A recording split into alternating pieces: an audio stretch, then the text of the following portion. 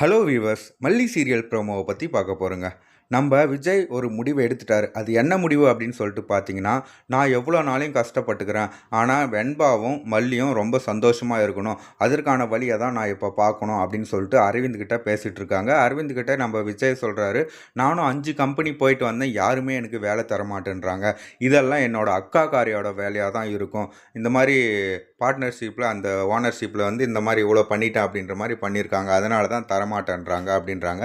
அரவிந்த் கிட்ட நம்ம விஜய் காசு கேட்டுருந்தாங்க இல்லையா, அதை பற்றி பேசும்போது வட்டிக்கு தான் வாங்கி தராங்க, வட்டி கொடுக்குறவரும் ஏகப்பட்ட ரூல்ஸ் அண்ட் ரெகுலேஷன் சொல்கிறாங்க, அதெல்லாம் ஒத்துக்கிட்டு நம்மளுடைய விஜய் பார்த்தீங்கன்னா கையெழுத்து போட்டு தராங்க.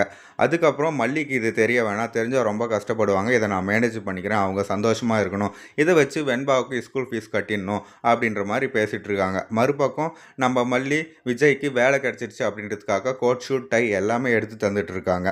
ஆனால் ஒரு பக்கம் நம்மளுடைய ராஜேஸ்வரி வந்து உங்கள் ஹஸ்பண்ட் ஒரு கூமட்டா அப்படின்ற மாதிரி பேசுகிறாங்க. இதை கேட்ட மல்லி ரொம்பவே கோவப்படுறாங்க.